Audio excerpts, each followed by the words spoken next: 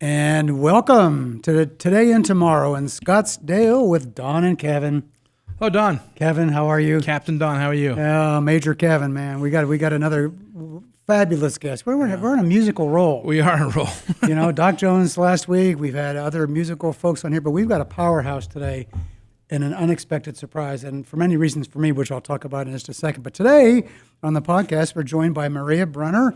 She's a powerhouse in the entertainment industry with more than 40 years, well, 34 years, she told me earlier, of experience working alongside some of music's biggest legends. And we're going to talk about some of them on the podcast with her today. She's built a career in tour promotion, artist management, and strategic marketing at the highest level. And she's also the founder of Musically Fed, a nonprofit turning excess tour catering into meal for those in need. What a cool thing. Maria, welcome. Thank you so much. And your check is in the mail. Oh, thank you very much. Now, my surprise on this, Kevin, when we set this up is, it turns out Maria and I are neighbors. Right, yeah. And what a delight it was to discover what you're doing, because we've talked to each other for 25 years, but not going deep. So I never really knew exactly what you were up to. And boy, with a little research, have I discovered some really cool things, Kevin. Listen to this. She's worked with Eric Clapton, Chick Corea, Pat Mahaney. That's just starting. Pat Metheny. Pat Metheny, sorry.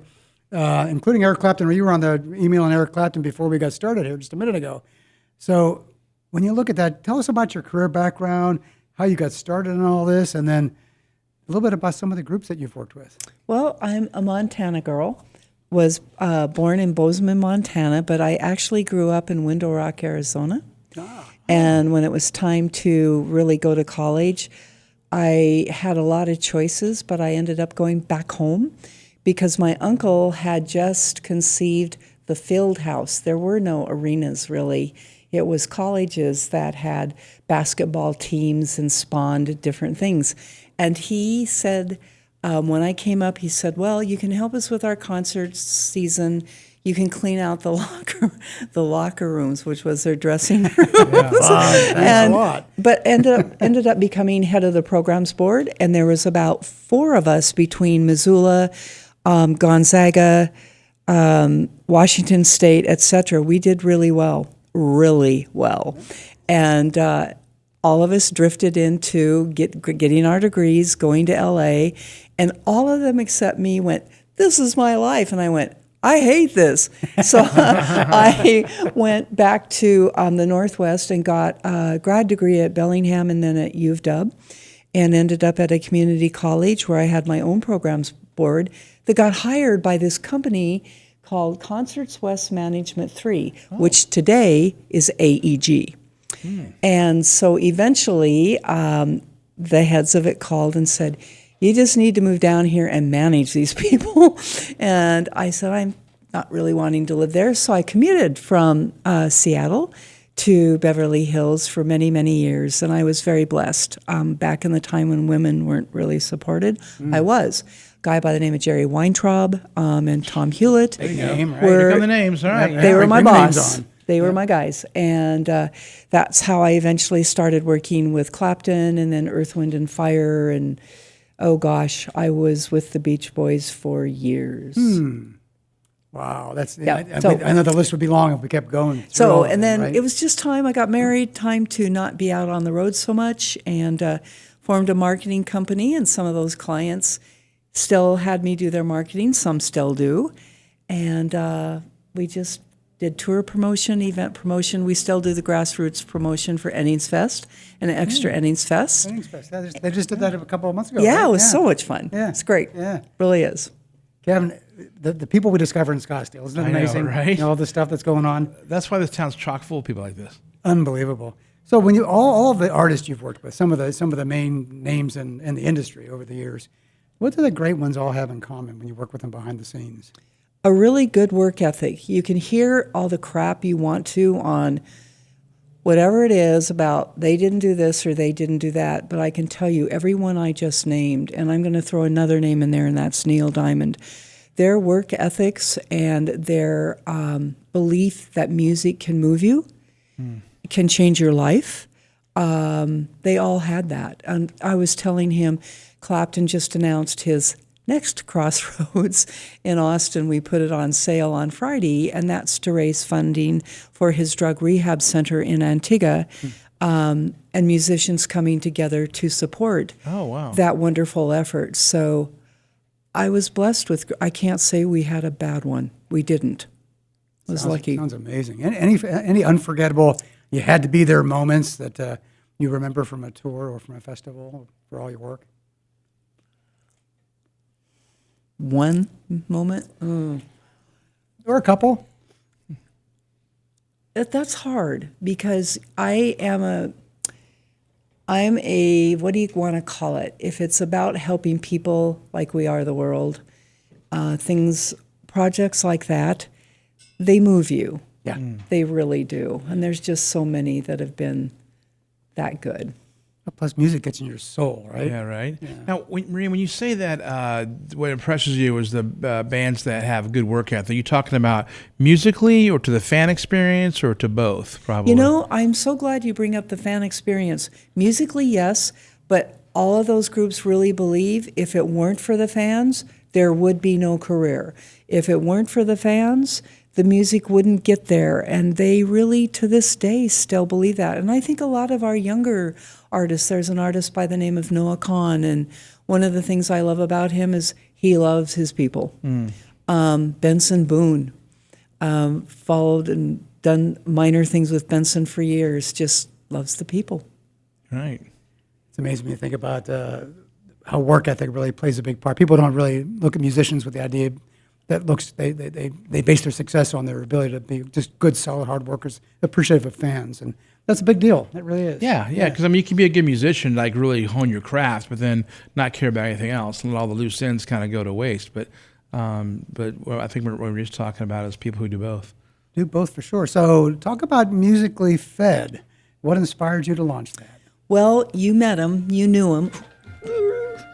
So sorry. Speaking of music, that's all right. Hello. The biggest sin in our world is to do that. That's I all humbly right. apologize. This is musically based. You met Mel, and I didn't know him during this time frame, but he was a Vietnam veteran. He was in the Tet Offensive. He was wounded and honored, etc., but never really spoke about it. And he was the first case really bona fide where the government could not lie about Agent Orange. And it took him out quickly. And with that said, I felt guilty because I thought, how could we have missed this? Yeah. And began to explore different centers. The Mana House here is amazing. Native American connections. They have 6 towers where if you stay drug and alcohol free, you as an Indigenous veteran have a place for life. That's an amazing organization. Isn't it? It is a wonderful organization, and they have great kitchens, and all they were getting were nasty bagels and old cakes, and I went, well, we can take care of this. And at that time, U2 came here to rehearse, and no one really knew that. They were here for a week, and then they did a couple of shows, and their production manager, another guy that you should really talk to, Jake Berry, legendary. He lives here. I went to him and said, I really want to steal all the catering, and we've talked about this for years, Jake. And he said, well, it's just more work. And I went, for who? You let me, I'm there anyway. We just need to tell the caterer, this is what we're going to do. And sure enough, who didn't want to do it? Yeah. The caterer. Oh, no. So Live Why Nation. so, I wonder? Work. We just toss it. Much easier than, I got to put it in this extra aluminum work. pan. Right. I got to seal it.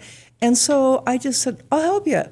And eventually they came aboard and were very helpful. And the first night, this is where I had to go stand outside the VA hospital and center at night, and there was no one. And then there was everyone. It just was like a field of dreams. They just showed up, and they wanted to feed their dogs. So that was most important, and they were lovely people. And I went back, and in those days you couldn't really shoot a video on your cell.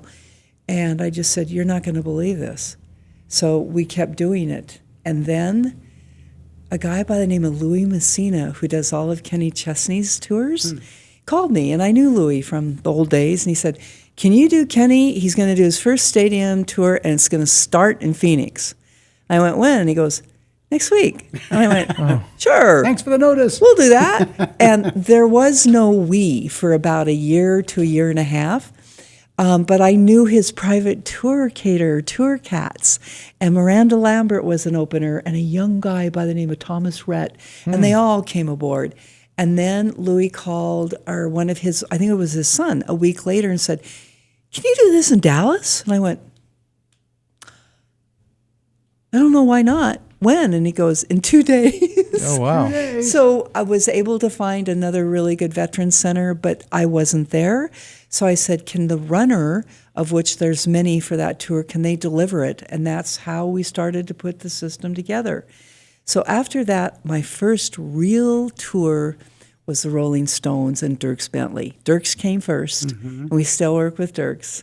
And then I knew all the guys with the Stones, and they went, let's do it.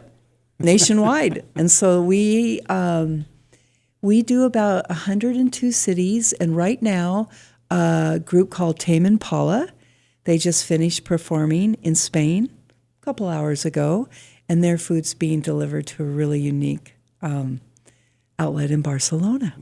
No kidding. Wow. No kidding. Now, how much food are we generally talking about here?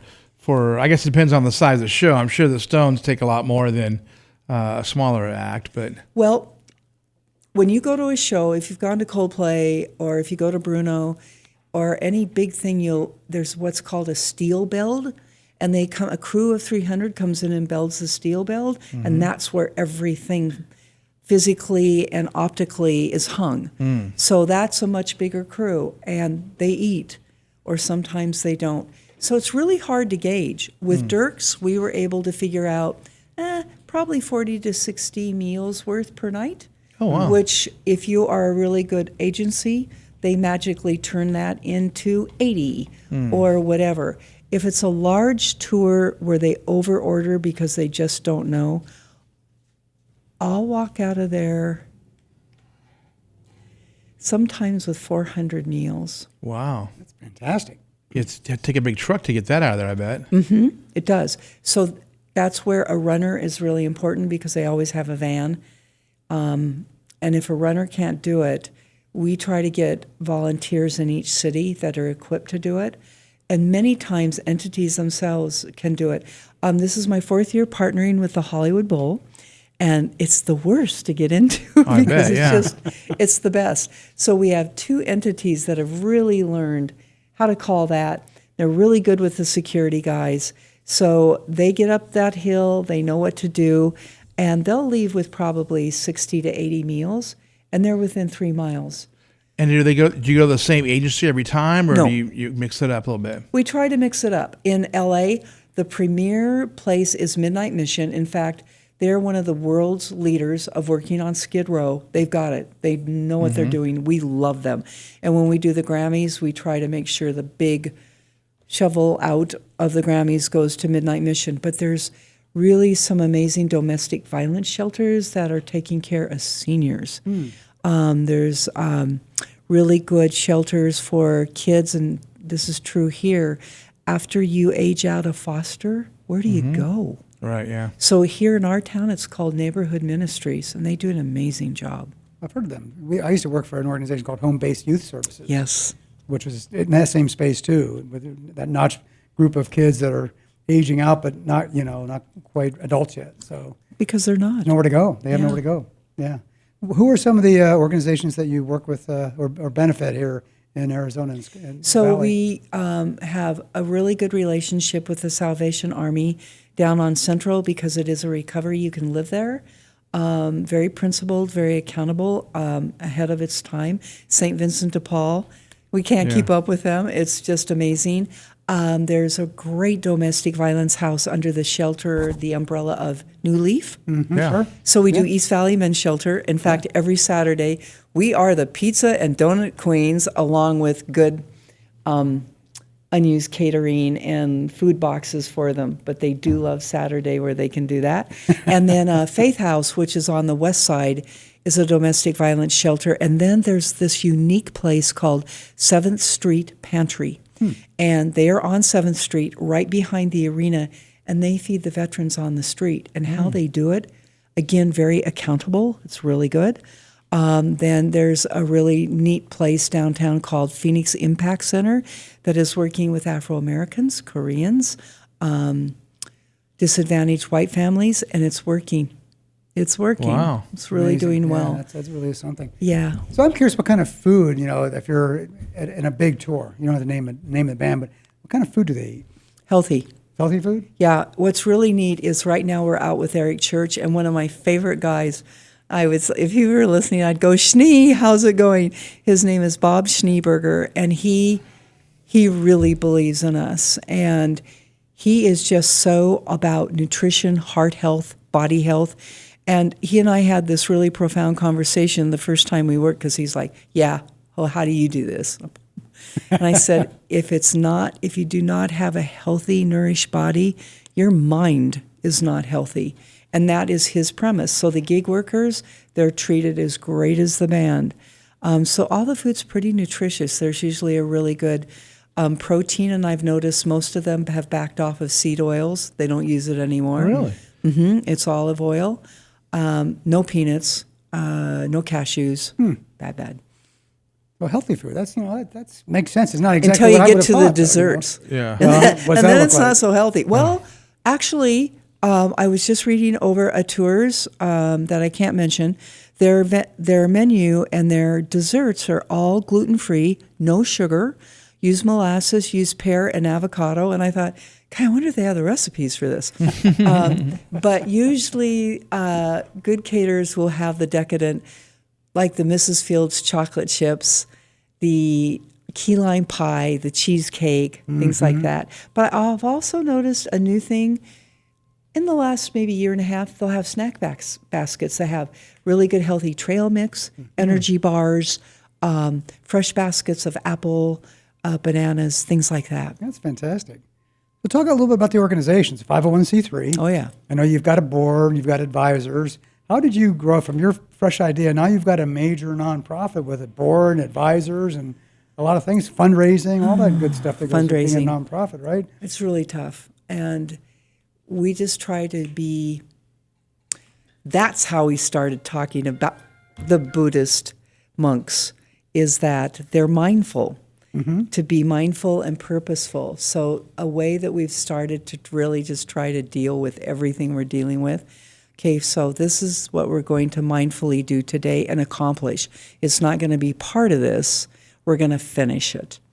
And that's a challenge, because when you've got tours in different cities, like last night I was trying to do something here in Phoenix, but there was a group, we work with all of the Live Nation venues in Nashville. So there was a group at Bridgestone last night and having a little trouble getting down the ramp. No, they were having trouble getting out of the ramp because of the semis. So you're like, okay. So we're learning to get volunteers. They're so important to us in each city. Each city, right. We have some in Philly, too, a dad and his son. In fact, they're so well known that when a tour pulls in, they go, do we get David and Ezra? Really? Yes, Wow. that's true. I said, gosh, you guys, you're famous. Wow. That's neat. Now, when you said earlier, you said we're out with, that led me to believe that Musically Fed, are you guys embedded with the tour? Sometimes. Okay. It depends on the tour. We are very grateful to another nonprofit that started well before us. The lead singer, Auguster, formed a company called Reverb, and they've got it down. For Billie Eilish, we partnered with them. We did all of Europe and the whole tour here. And Reverb has a village on the plaza or the corridor of all the nonprofits in town that do sustainability, or the sustainability kids from ASU. They were hilarious, I might ask. And just really work to try to educate what is going on there. So if there's things like that are going on, try to slip into a town here and there just to see what the footprint is looking like. How are we doing? If it's a new artist, we're going to be working with a very, very big tour here in 2 weeks. So I'll be out for 2 to 3 days just to make sure it's okay. But then from then on, we either have really good volunteers or we've got good entities that know how to do it. How to do it. So you've got to fit. You need boots on the ground in all the cities that you're in to really make things happen. So We do. You've got to recruit volunteers globally. We do. In all the cities that you're in. How do you do that? So let's go back to Clapton and let's go to Europe. So one of the people that has helped in marketing for him, he did a magazine called Where's Eric, and it still is published. This guy's a former banker. His name is Tony. And Tony came to the last crossroads, which was at crypto.com. We know it as Staples. And I, of course, went and said, we're going to do Musically Fed. I didn't ask. I just said, we're doing it with catering because we're doing it. And Tony was there, and he goes, what are you doing? And I said, well, come with us. And he got hooked. So over in Europe, Tony lives in Sweden. He's got a summer home in France. He's got his kids in Italy. So we have this marvelous network of people that they're just glad to be there. They're very solid. That's amazing. To think a program like this started in Scottsdale, Arizona, essentially, is now it's gone global. Yeah, and for I what a see it good here. cause. I mean, you're feeding a lot of people. Sounds like. Well, our next festival is Lollapalooza. Okay. And it'll be our 6th or 7th year back there. And that gave us the opportunity for about 10 days to really figure it out and how to make it work. So we're lucky that we have believers. C3 is the company that started that with Perry Farrell, and they're the ones that do Ennings Fest. So we have good people. I think I saw on your website that you've now served over almost 400,000 meals. Million. Is that the right number? Well, here in Phoenix, just in 2026, we've done, I think it's 39,000. Wow. Yeah, I wish it wasn't Yeah. because it means people aren't very sustainable. People need it. But we're Right. at about 900,000. 900,000. Yeah, Boy, which is, it could be bigger, but we are so niche oriented. We keep it within the music event family and try to make it work that way because we know they can do it. Yeah. Like what other venues would you use if it wasn't musically oriented? Well, there's 2 national companies, Food Recovery, they go everywhere. They are everywhere. They'll go to restaurants, they'll work up really good programs. They'll go to major corporations who have kitchens, cafeterias. They've got it down. So they'll do 1 million a quarter. Wow. They'll do 1 million meals a quarter if they do it right. But they've got semis. The corporations will give them enough donations to make it work. So how can listeners support the work you're doing? 2 things. We do need monetary help because politically things aren't great. Yeah. And it has affected everyone. We've got tours that are really pulling back because gas-wise, to put those semis and those buses out there right now is really tough. And here in Phoenix, we do need volunteers because we're trying to do more based on what's happening because of the politics. And we have a really fun time. We meet every Saturday at this place in Mesa, and from 10 to 1, we pack boxes for seniors and veterans in need on the east side. And then the trucks from Target, Walmart, Costco, and Trader Joe's roll in. We undo all their pallets. We sort all the food. And then Resurrection Street Ministry has determined, does Maricopa need it? If Maricopa needs it, their truck comes up. We've sorted everything. We've labeled it. We've made it healthy and whole, and we load the truck, and off it goes. Amazing work, isn't it, Kevin? Wow, that sounds like a lot of work. What's your website? How can people get in touch with you? Musicallyfed.org. Musicallyfed.org. What a worthy cause. Exciting, too, to see how you've taken something, who would have thought, going from the entertainment industry down to basically serving meals for people in need here in our local communities. Role model stuff, Kevin. That's repurposing stuff, right? I mean, that stuff would go to waste, right? Normally, is that what happened in the past? Yeah. It would just get tossed out. And that's a shame when there's so many people in need out there right now. We've actually taught a couple of the smaller venues that if they don't have much left, don't toss it. We'll pay for the to-go boxes, but the only people that can know they're there is the maintenance staff. And it's hidden. Oh, really? So they get it, and they take it home. Oh, okay, that's good. We Yeah. call it Matt's Plan. Matt's plan. Wow. Somebody named Matt? Very good. So you work with the tour itself or with the act. Do you ever have any challenges with venues?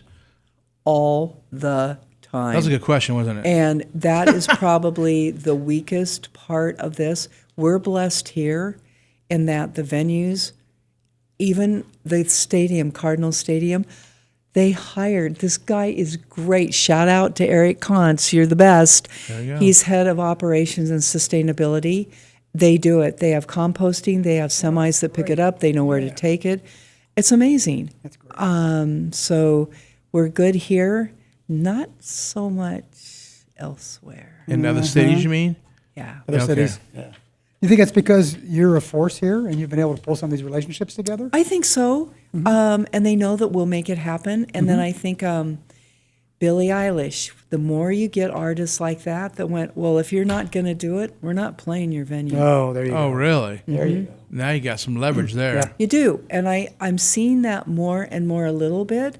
And there's this, our industry trade's called Polestar, and the conference is next week, and I'm going.